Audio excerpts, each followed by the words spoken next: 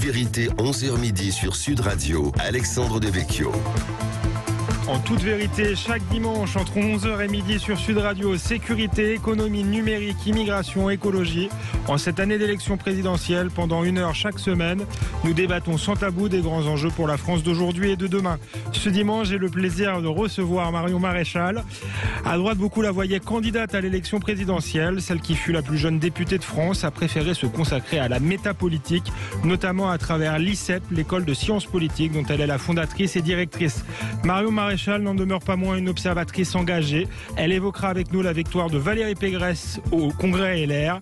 À quelques heures du premier grand meeting d'Éric Zemmour à Villepinte, elle nous dira si elle a fait son choix entre l'ancien journaliste et Marine Le Pen. Mais Marion Maréchal viendra également nous parler d'une note consacrée à la question de l'immigration que son école vient de publier. La question migratoire sera-t-elle le principal enjeu de l'élection ? Réformer la Constitution peut-il suffire à maîtriser l'immigration ? Que peut-on utiliser immédiatement en France comme outil pour réguler les flux sans être bloqué par l'Europe? Tout de suite, les réponses de Marion Maréchal en toute vérité. Marion Maréchal. En toute vérité, 11h midi sur Sud Radio, Alexandre Devecchio. Marion Maréchal, bonjour. Bonjour. Commençons par quelques questions liées à l'actualité politique. Je sais que vous êtes venu pour parler de votre note, qui est d'ailleurs passionnante sur la question de l'immigration, mais on a quand même envie de vous entendre dans un premier temps sur d'autres sujets. Le Congrès des Républicains a livré son verdict et c'est Valérie Pécresse qui sera investie candidate. Mais Éric Ciotti, sur une ligne plus à droite, notamment sur les questions de sécurité et d'immigration dont on va parler, a tout de même réuni près de 40% des suffrages des militants. Qu'est-ce que cela vous inspire sur le paysage politique ? Alors moi je ne suis pas adhérente des Républicains, mais sans vous surprendre, évidemment je me sentais plus proche d'Éric Ciotti, donc je regrette finalement qu'il n'ait pas été désigné. Néanmoins ça dit quand même quelque chose de la base, parce que malgré le fait que l'intégralité des non qualifiés est appelée à voter Valérie Pécresse, on est dans un rapport de force 60-40 au deuxième tour, donc c'est quand même pas une vague Valérie Pécresse. C'est vrai que sur ce que ça m'inspire, disons que le parcours de Valérie Pécresse est un parcours qui me semble refléter une forme d'incohérence et d'inconsistance. Alors c'est vrai que là, elle avait comme directeur de cabinet un certain Patrick Stefanini, qu'on sait par le passé assez proche de Nicolas Sarkozy, assez à droite, donc je pense qu'il a correctement orienté sa campagne. Mais quand on revient un peu sur le passé, Valérie Pécresse, c'est une femme qui a notamment co-signé une tribune avec Rokhaya Diallo et Madame Taubira, qui s'intitulait, quand même ça vaut le détour, pour une France multiculturelle et post-raciale. C'est une femme qui allait rompre le jeûne avec des associations musulmanes à la mosquée, si je ne m'abuse, de Pantin, qui s'était notamment, distinguée au moment de l'affaire Samuel Paty. C'est une femme dont le bilan est quand même ambigu au Conseil régional, qui finance un certain nombre d'associations pro-immigration, dont l'association Equalis, souvenez-vous, celle qui a fait parler d'elle parce que son président avait versé un salaire mirobolant et de très nombreux avantages, voilà. Donc, et puis c'est une femme surtout qui, à l'époque, avait appelé sans scrupule à voter Emmanuel Macron face à Marine Le Pen, qui le refera ce coup-ci dans la seconde.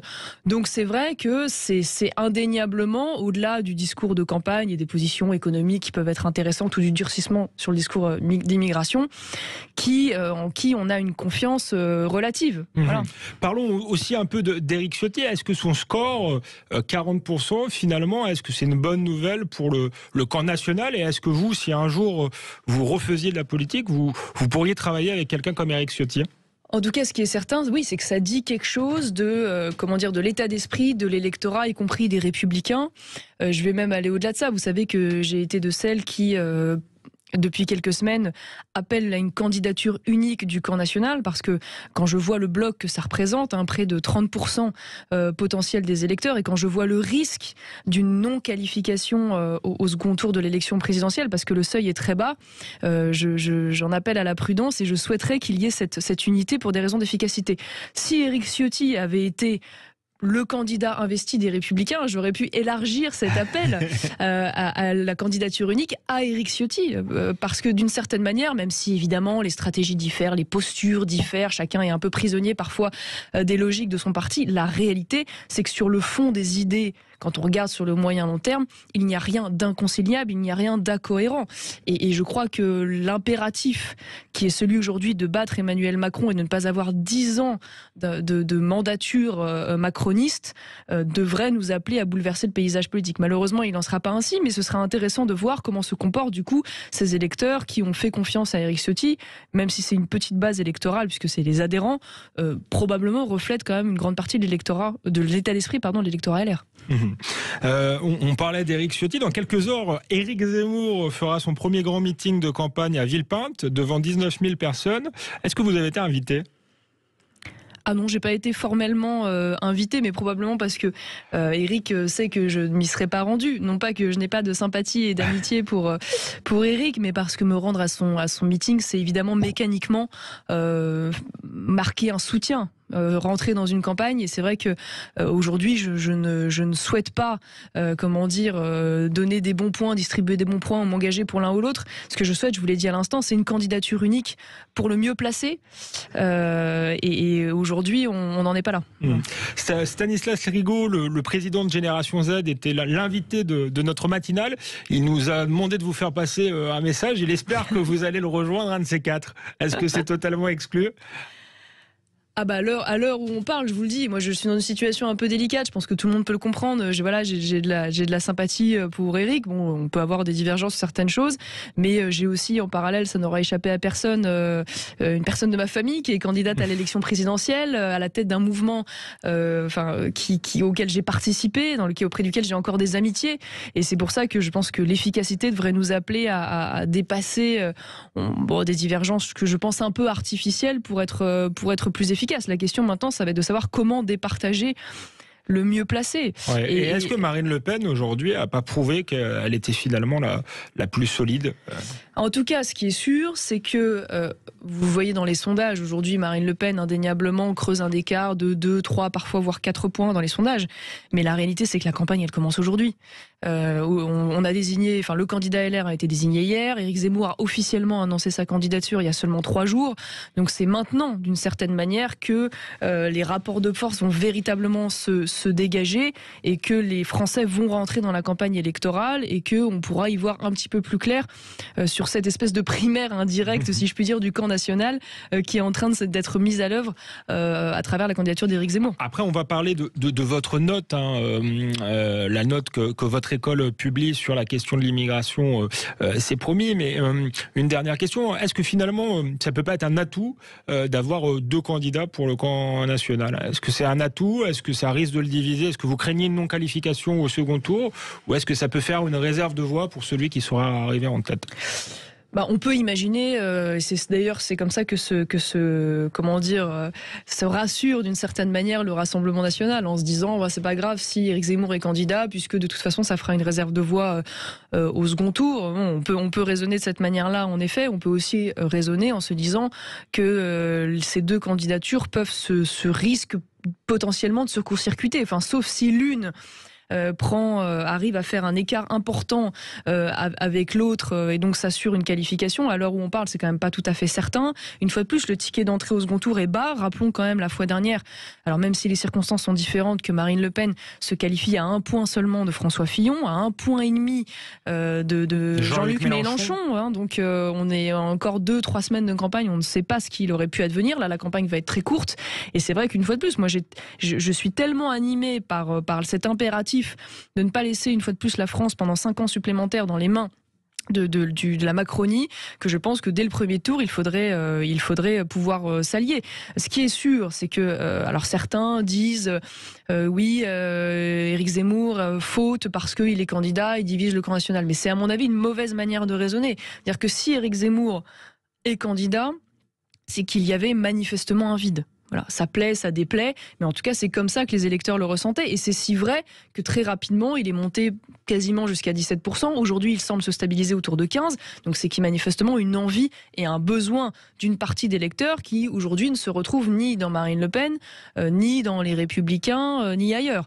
Donc je pense qu'il ne faut pas faire ce type de procès. La nature a horreur du vide, et c'est encore plus vrai en politique. Donc maintenant c'est au camp national au sens large de réfléchir à la manière de de concilier ça et de comprendre pourquoi ce vide n'est pas rempli et comment les gens peuvent travailler ensemble.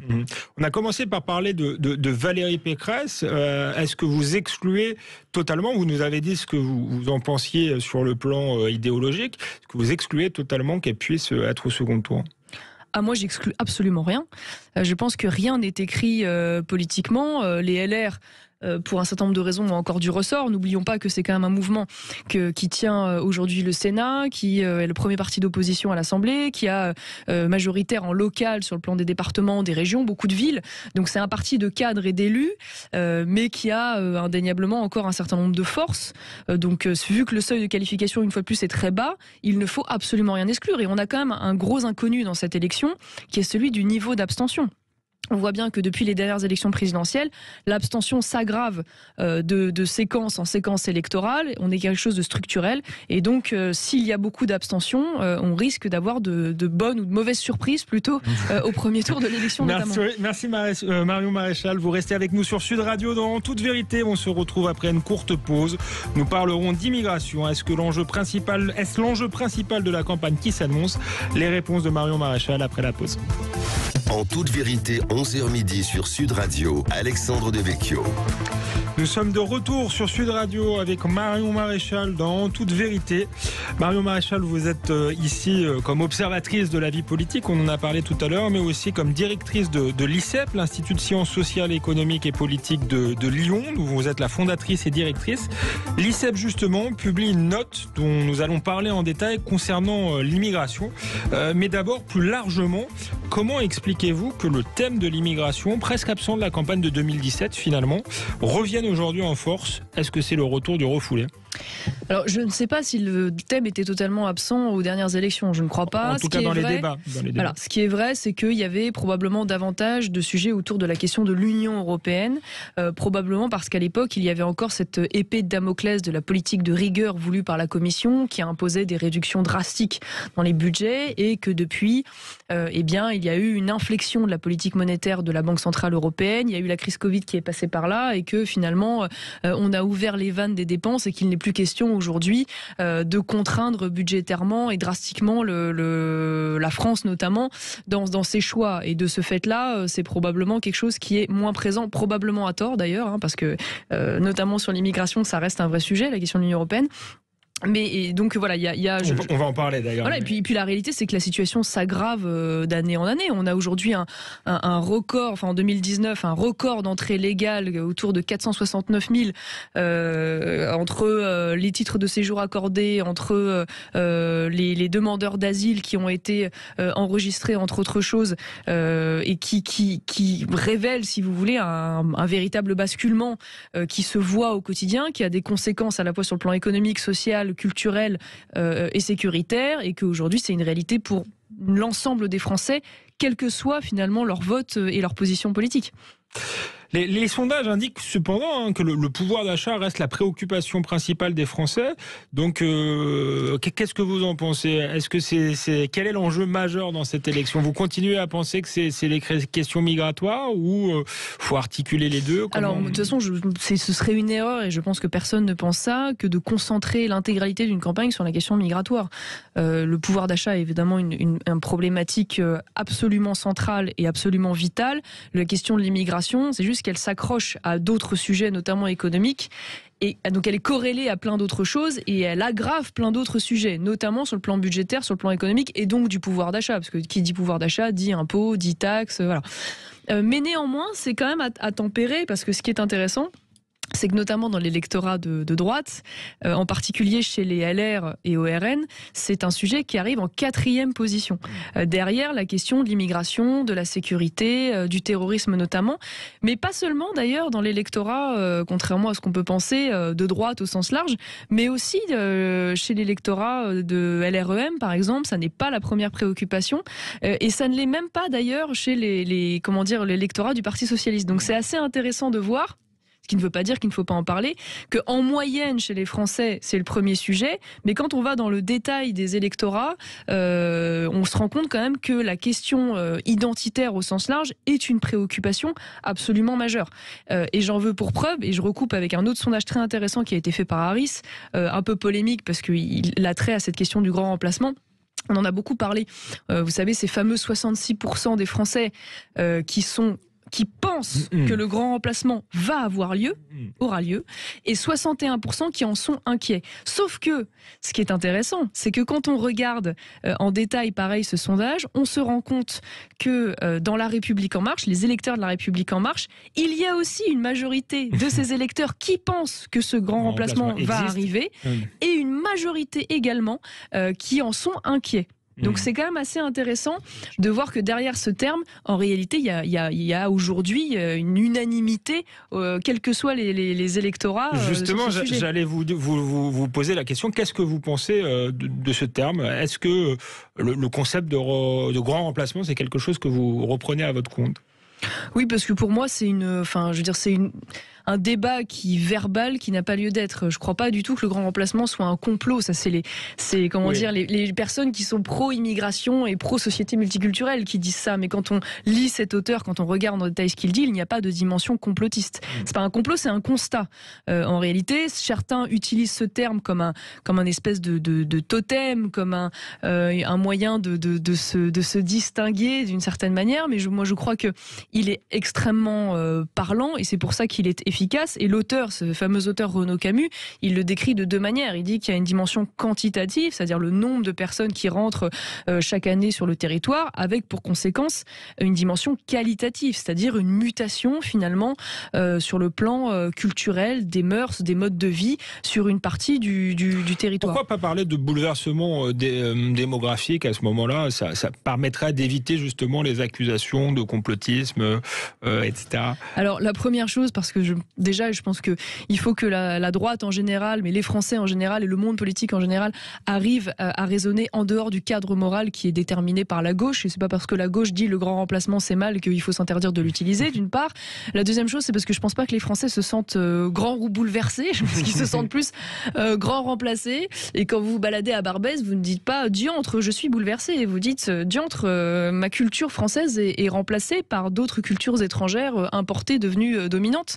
Donc je crois que, et puis bouleversement ça ne veut rien dire, ça peut être quoi, un bouleversement de la pyramide des âges, voilà. Bouleversement démographique, pardon, c'est quand même assez précis. Ça peut être ça peut être une pyramide des âges par exemple. Donc c'est vrai que je pense que si ce terme a eu ce succès, c'est tout simplement parce que il a tout de suite été extrêmement parlant, et surtout il s'appuie sur des réalités statistiques.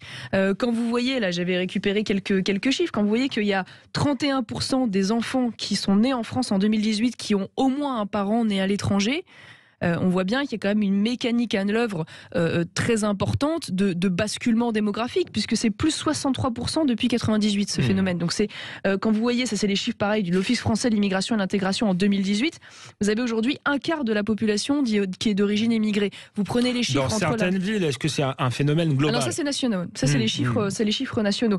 Et encore là, vous avez raison, c'est une récente étude de France Stratégie, tout ça c'est des chiffres officiels qui révèlent que dans de très nombreuses parties du territoire français, aussi bien à Rennes qu'à Limoges, évidemment qu'en Seine-Saint-Denis, vous avez des quartiers, voire parfois même des villes entières, où là, on est face à une majorité de jeunes de moins de 18 ans qui sont d'origine immigrée extra-européenne. Et on pourrait vous répondre, est-ce si grave ? S'il n'y avait pas de problème d'intégration, est-ce que le problème, c'est pas un problème d'intégration ? Le souci, c'est qu'il y a un problème d'intégration. Donc, moi, je vais bien raisonner dans l'absolu. C'est évidemment grave, en ce sens que, précisément, le nombre empêche l'efficacité de la politique d'immigration, puisque, mécaniquement, quand vous avez une majorité de personnes d'origine étrangère avec une culture différente qui arrive sur un territoire, elle n'a plus les moyens, la capacité et la volonté de s'assimiler, puisqu'elle n'est plus en contact avec précisément la population de référence à laquelle elle est censée s'assimiler, et donc à la culture de référence. Sans parler évidemment de l'absence de volonté de la part des politiques publiques, parce que faut quand même rappeler, ça me paraît important, qu'entre 1982 et 2019, il y a 4 millions d'étrangers qui ont obtenu la nationalité française. 4 millions d'étrangers, donc qui mécaniquement ne rentrent plus dans les statistiques en tant qu'étrangers, mais qui révèlent quand même la politique extrêmement laxiste des gouvernements français en matière de délivrance de cette nationalité française et qui manifestement n'est plus aussi exigeante qu'elle devrait l'être précisément sur cette condition d'intégration. Pour que vous ayez 4 millions de personnes qui soient devenues françaises, c'est quand même un délire. Certes, moi je vous suis, il y a la question des flux.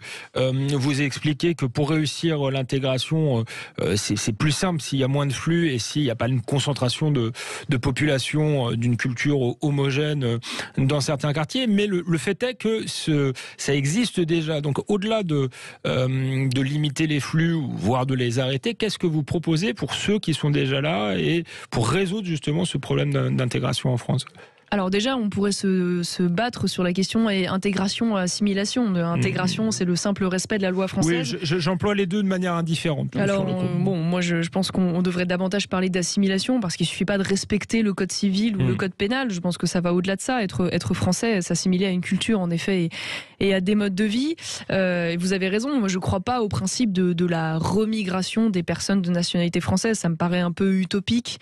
Remigration volontaire, ça pourrait arriver peut-être pour une infime minorité, mais je crois qu'il y a tellement d'avantages à vivre en France plutôt que dans un certain nombre de pays autres, notamment au Maghreb, en termes de liberté, en termes de prise en charge sociale, que je ne crois pas à cela. En revanche, c'est vrai qu'il y a indéniablement le levier de la délinquance qui devrait être un levier peut-être d'extension de déchéance de la nationalité, parce qu'aujourd'hui, il y a beaucoup de naturalisés français qui le deviennent alors même qu'ils ont parfois un CV pénal ou criminel long comme le bras. Donc on pourrait se poser cette question-là. Il y a aussi beaucoup de jeunes étrangers qui deviennent français quasiment automatiquement à 18 ans, alors même pareil qu'ils ont des CV criminels longs comme le bras. Donc ça pourrait aussi être un levier. Puis évidemment, il y a la question à un moment donné de l'impératif éducatif et culturel. Encore pour cela, faut-il que les gouvernements assument de défendre l'identité française. Or, je vous rappelle qu'on a un président qui lui-même, pendant sa campagne, disait qu'il n'y avait pas de culture française. Donc, partant de là,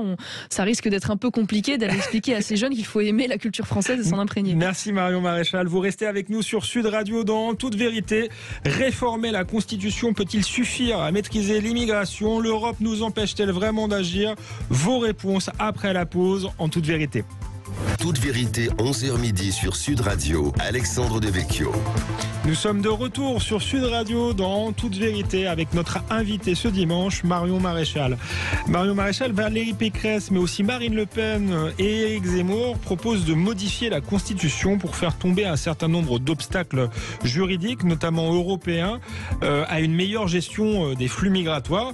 La note que vous publiez avec votre école et qui est rédigée par un haut fonctionnaire, Jean Girache, montre pourtant que la réforme de la Constitution ne suffit pas à maîtriser l'immigration. Pourquoi ?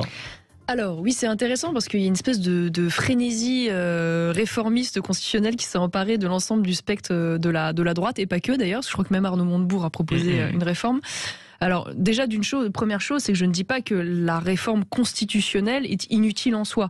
Indéniablement, faire une réforme constitutionnelle aura des conséquences sur le droit interne français et notamment sur les jurisprudences des juridictions ordinaires ou suprêmes françaises. Par exemple, sur la jurisprudence de la Cour de cassation ou du Conseil d'État. C'est vrai qu'ils sont particulièrement laxistes en matière migratoire et qui très souvent interprètent les textes de telle manière que on va plutôt vers des politiques pro-immigration. Donc ça, de ce point de vue-là, ça peut être intéressant. Là où je suis un petit peu plus dubitative, c'est par rapport à la question du droit international ou du droit européen. Pourquoi ? Parce que la France a pris un certain nombre d'engagements auprès de l'Union européenne, bien sûr, mais aussi la Convention de Genève qui a trait aux réfugiés, la Cour européenne des droits de l'homme ou encore la Convention relative aux droits de l'enfant. Toutes ces normes européennes ou internationales ont des contraintes en matière juridique sur le plan migratoire. Et il y a deux choses, à mon avis, qui ne sont pas extrêmement claires ou qui ne sont pas anticipées en parlant de réforme constitutionnelle. Qu'est-ce que disent la plupart de ces candidats ? Ils disent en gros, on est contraint par ce droit international, donc on va intégrer dans la Constitution un principe de souveraineté migratoire. Ça veut dire, on va dire, aujourd'hui, la France fait ce qu'elle veut en matière migratoire et aucune norme internationale ou européenne ne peut aller à l'encontre de cela. Bon. Déjà, deux limites. La première, et je suis désolée, je rentre un peu dans la technique juridique, mais c'est important. Mais c'est intéressant. Ouais. C'est qu'il existe en France ce qu'on appelle un contrôle de conventionnalité. C'est quoi ? Ça veut dire que ce n'est pas le Conseil constitutionnel qui vérifie la conformité des lois françaises au droit européen ou international. Ce sont les juridictions ordinaires, les juridictions de première instance ou d'appel par exemple, Cour de cassation, Conseil d'État, c'est des vieilles jurisprudences. Ça veut dire quoi ? Ça veut dire que demain, concrètement, si vous avez une loi qui est contraire en France au droit européen ou au droit international, les juridictions françaises écartent l'application de cette loi. Alors, je vous interromps. Deux questions. Le fait que ce soit des juges finalement et des juridictions ordinaires qui vérifient cela, est-ce qu'on rentre pas dans une logique de gouvernement des juges, comme certains l'observent ? Et ensuite, moi, si je vous suis bien, le retour de la souveraineté migratoire, finalement, passe par une forme de Frexit, puisque si les juges appliquent les lois européennes, eh bien, on n'en sort pas. Je vais juste au bout de ce raisonnement. Ça veut dire que demain, pour vous aller concrètement, vous réformez la Constitution. Dans le cadre de cette réforme, ensuite, vous prenez une loi qui est conforme à la Constitution française, très bien, pour réguler l'immigration. Mais s'il se trouve que demain, cette loi est non conforme au droit européen, vous allez vous retrouver, par exemple, devant le Conseil d'État qui va dire moi, j'écarte cette loi et je ne l'applique pas. Et donc, la Constitution devient presque transparente d'une certaine manière. Et ça, c'est par exemple, pour vous donner une statistique, ça concerne près de 20% des affaires traitées par le Conseil d'État. Donc, c'est considérable. Donc, déjà, c'est la première limite à l'exercice. Et puis alors Patrick Stefanini, justement le directeur de campagne de Valérie Pécresse, pensait avoir trouvé la parade en disant oui, mais il y a une vieille jurisprudence du Conseil constitutionnel qui dit que s'il y a une loi de transposition des directives européennes qui est contraire à l'identité constitutionnelle de la France, elle ne peut pas s'appliquer. Oui, sauf que l'identité constitutionnelle de la France, avant que le Conseil constitutionnel considère que la maîtrise de l'immigration fait partie de l'identité constitutionnelle de la France, je pense que vous pouvez vous lever tôt le matin. Voilà, donc puis bon, c'est assez restrictif. Donc je vous rejoins sur la question du Frexit. Ça, c'est le deuxième problème posé par cette réforme constitutionnelle. Enfin, problème. Moi, ça ne me pose pas de problème, mais il faut que les candidats, en tout cas, l'assument. Et les candidats LR, en réalité, ne l'ont jamais formulé comme ça. Quand vous prenez des engagements internationaux, que vous signez des traités, il y a deux manières, finalement, de les remettre en question. C'est soit vous dénoncez le traité en question, c'est-à-dire vous en sortez, soit vous le renégociez. Or, aujourd'hui, qu'est-ce que disent les candidats de droite en général ? Ils disent on s'en fiche, on touche pas à ça, on fait notre petite réforme constitutionnelle dans notre coin, et puis ça nous libérera de tous nos engagements et ça suffira finalement à régler le problème. Sauf que c'est pas comme ça que ça marche. C'est-à-dire que si demain vous mettez dans la Constitution nous sommes une souveraineté migratoire, enfin nous mettons en place la souveraineté migratoire et donc le droit européen, s'il est contraire à nos lois et à notre constitution sur ce point, ne s'applique plus. Vous rentrez dans une crise avec l'Union européenne qui va entraîner un bras de fer juridique et politique très important pour aboutir forcément à une renégociation qui peut in fine, finir en Frexit. Mais est-ce que c'est vrai dans la théorie ? Mais je prends l'exemple polonais. Mais d'ailleurs, ce qui est paradoxal, c'est que les candidats de droite qui veulent faire la même chose ont critiqué les Polonais, mais qui justement ont affirmé la primauté de leurs droits, notamment constitutionnels, sur le droit européen. Dans les faits, ça a créé des polémiques, mais il semble que ça marche. Alors, je vais vous dire deux choses. Déjà, première chose, moi, ça ne me pose pas de problème sur le principe qu'on engage, mais je pense même que c'est souhaitable. Je dis juste qu'il faut que les candidats le disent clairement. Ça veut dire que ça peut aboutir à ça. Ce qui est marrant, et ce qu'on n'a jamais d'ailleurs vraiment relevé, c'est qu'en réalité, il y a une divergence entre les cours constitutionnelles nationales et le droit européen. Pourquoi ? Parce que globalement, toutes les cours constitutionnelles, françaises, polonaises, c'est ce qu'a rappelé la polonaise, disent le droit constitutionnel national prime sur le droit européen. Et l'Union européenne dit exactement l'inverse. Ça veut dire que ce soit la Cour de justice de l'Union européenne, que ce soit la Commission européenne ou que ce soit les traités qu'on a ratifiés, ils disent non, le droit européen est supérieur non seulement aux lois, mais aussi à la Constitution. Donc déjà, il y a une divergence qui n'est pas réglée de ce point de vue-là. Et globalement, comment on fait ? C'est-à-dire que de manière générale, pour éviter que cette divergence n'aboutisse à un drame, il y a une espèce de dialogue des juges, on se débrouille toujours pour que finalement la Constitution soit réformée et s'applique. Donc les Polonais, ils disent ça, et ils confirment finalement quelque chose qui existe depuis longtemps. Sauf que l'Union européenne est extrêmement dure avec eux et ne lâche pas parce qu'ils savent qu'en réalité, la Pologne ne sortira jamais de l'Union européenne. Et donc au final, elle finira forcément par céder s'il y a conflit, parce que à la fin des fins, il n'y aura pas de renégociation, parce que si vous n'assumez pas potentiellement qu'en cas de refus de négociation des traités, eh bien vous ne sortez pas. Sans cela, en réalité, vous n'avez pas vraiment la force d'eux.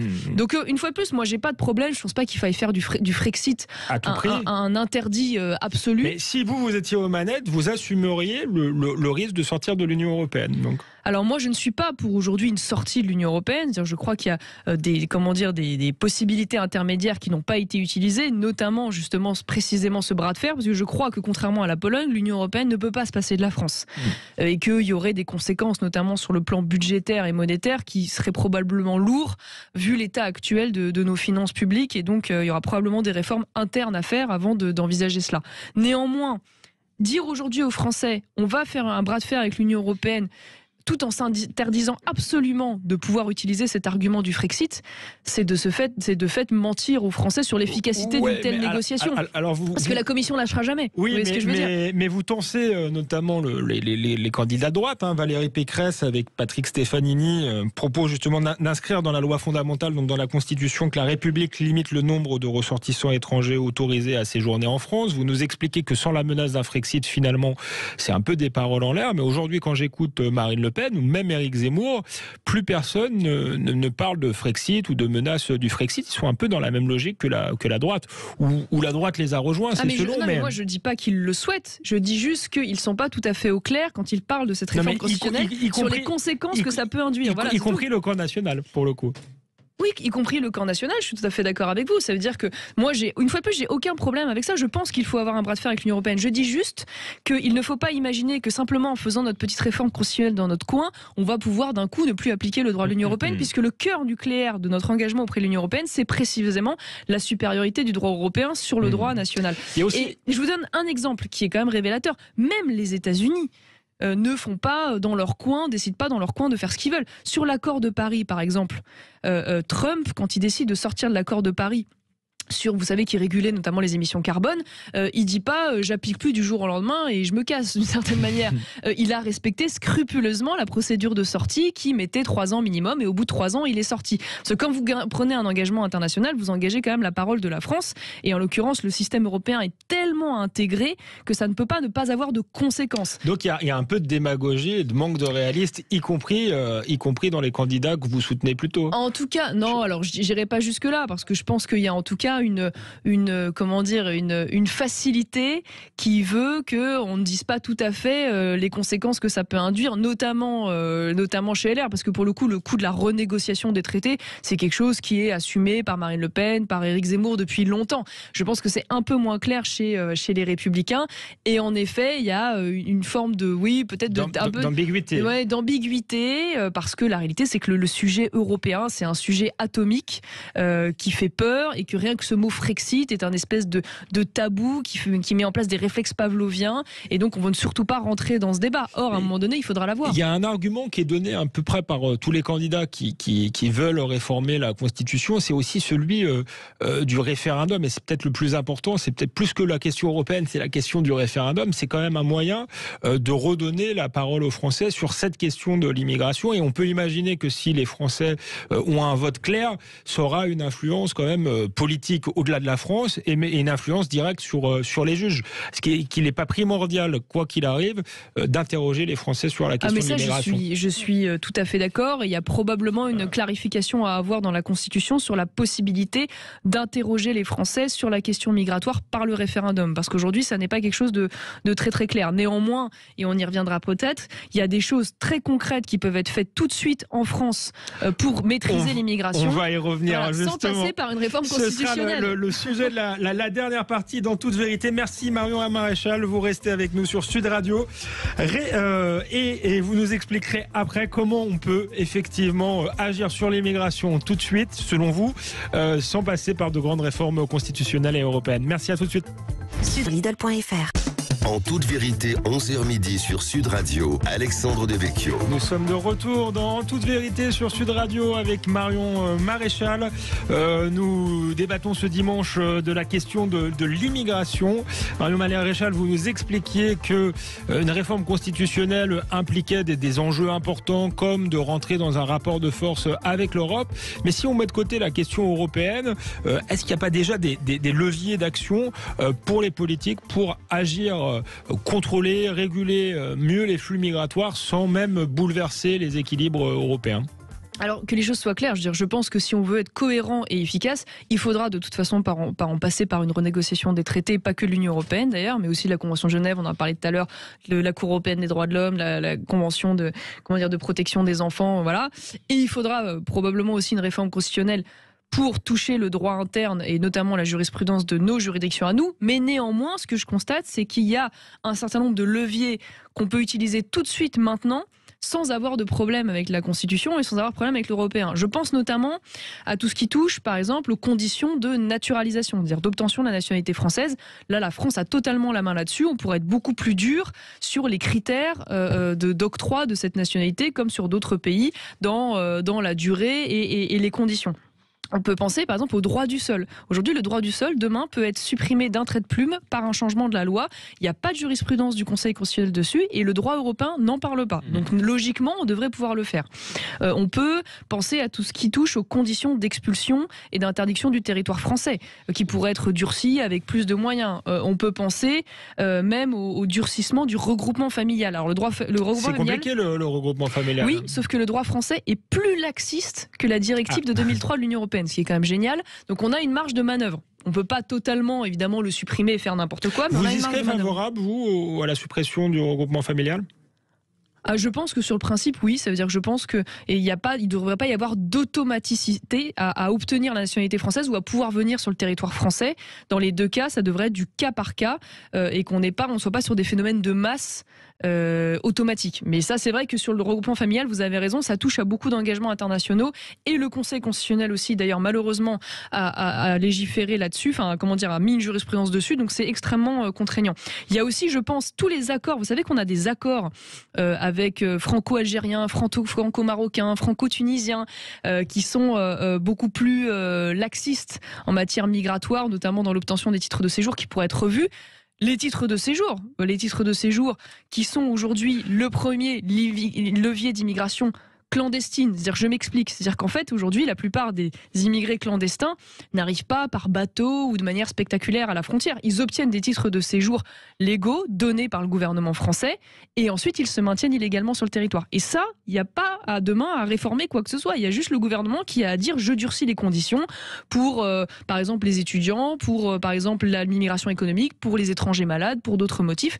Aujourd'hui, il y a un laxisme absolument total dans l'obtention des titres de séjour. Vous avez parlé des accords passés notamment avec le Maroc. Patrick Buisson, il y a quelques années, quand il était conseiller de Nicolas Sarkozy, voulait dénoncer les accords d'Évian parce que justement il y avait des facilités pour les Algériens à venir s'installer en France. Est-ce que vous seriez favorable à cela ? On en a un peu parlé au moment où Emmanuel Macron a dit justement qu'il allait limiter les visas et qu'il a semblé rentrer dans un début de bras de fer avec le gouvernement algérien. Ça me semble absolument indispensable. Les accords d'Évian aujourd'hui sont complètement caducs. D'ailleurs, ils n'ont pas vraiment été respectés depuis le début du côté algérien, c'est le moins qu'on puisse dire. Il n'y a pas de raison aujourd'hui objective à ce qu'il y ait encore ces facilités dans l'obtention des visas et dans l'octroi des visas pour les Algériens, d'autant plus quand on voit le comportement aujourd'hui qui est celui du gouvernement algérien vis-à-vis de la France, à la fois dans les actes et à la fois dans les paroles, qui est quand même un discours extrêmement vindicatif, agressif, puisque finalement la France est le bouc émissaire de leur échec, alors qu'ils sont quand même indépendants depuis maintenant quelques décennies. Mais ça pose aussi des questions indirectes, c'est-à-dire qu'il y a tous ces leviers dont je viens de vous parler qui sont immédiats, directs, mais il y a aussi toutes les appels d'air indirects à l'immigration. On peut parler des prestations sociales, par exemple, non contributives, on peut parler, par exemple, du niveau de prise en charge médicale. Tout ça, c'est quand même des choses dans la politique française qui incitent à l'immigration, qu'elle soit légale ou clandestine, et qui pourraient être revues, être durcies, sur laquelle, une fois de plus, la France peut agir tout de suite maintenant, parce qu'il n'y a pas de jurisprudence constitutionnelle, il n'y a pas de droit européen qui s'exprime là-dessus. Est-ce que vous croyez que les aides sociales constituent une forme d'appel d'air en matière d'immigration ? J'en suis absolument convaincu. Vous savez, ça c'est les chiffres de Darmanin. Il y a aujourd'hui sur le territoire français entre 600 000 et 700 000 clandestins. Alors certes, il y a le passé de la France avec un certain nombre de pays d'Afrique, il y a la francophonie qui joue dans le choix, mais si demain vous arriviez en France, que vous n'aviez aucune aide alimentaire, aucune aide sociale, aucune aide au logement, aucune prise en charge, il y aura probablement beaucoup moins de candidats, si vous voulez, à l'immigration illégale qui viendraient s'installer en France. Or, on voit bien que c'est manifestement quand même l'une des destinations privilégiées sur le territoire européen, et ça, il y a des politiques très différentes d'un pays à à l'autre au sein de l'Union européenne, il n'y a pas de raison aujourd'hui que la France continue d'être aussi généreuse alors qu'elle n'en a plus les moyens. Mais comment vous expliquez aujourd'hui, même Emmanuel Macron, qui vient plutôt de la gauche, semble vouloir être conscient qu'il faut limiter les flux migratoires. Si c'était si simple, si on pouvait le faire comme ça, comme vous le dites, en appliquant certaines lois maintenant en France, pourquoi la classe politique ne le fait pas depuis des années ? Parce que je pense que ça nécessite un courage politique et puis un savoir-faire politique aujourd'hui qui est complexe. Prenons un seul exemple, les obligations de quitter le territoire français. Vous savez que chaque année, il y a des décisions qui sont prises pour obliger des personnes à quitter le territoire. On s'est rendu compte, il y a eu une polémique il n'y a pas très longtemps là-dessus, qu'en réalité, c'est une infime minorité qui est factuellement appliquée. Et là, Emmanuel Macron semble le découvrir à la fin de son mandat. Il déclare qu'il doit y avoir 100% demain des OQTF qui doivent être appliqués. Le problème, c'est qu'il ne suffit pas d'avoir la volonté du gouvernement français, qui n'existe pas déjà, il faut aussi l'accord des pays d'origine. Vous savez que les pays d'origine donnent un laissez-passer administratif pour faire simple. Il a essayé de créer un rapport de force, certes à la fin de son mandat, mais est-ce que quelqu'un à sa place créerait un rapport de force ? Oui, mais à quel moment il est allé voir ces pays en disant maintenant c'est simple, si vous ne délivrez plus ces autorisations pour que je puisse vous renvoyer les clandestins issus de vos pays, eh bien je vais vous supprimer, par exemple, l'aide française au développement. Plusieurs centaines de millions chaque année donnés à ces pays. Je vais durcir la politique précisément d'octroi des visas.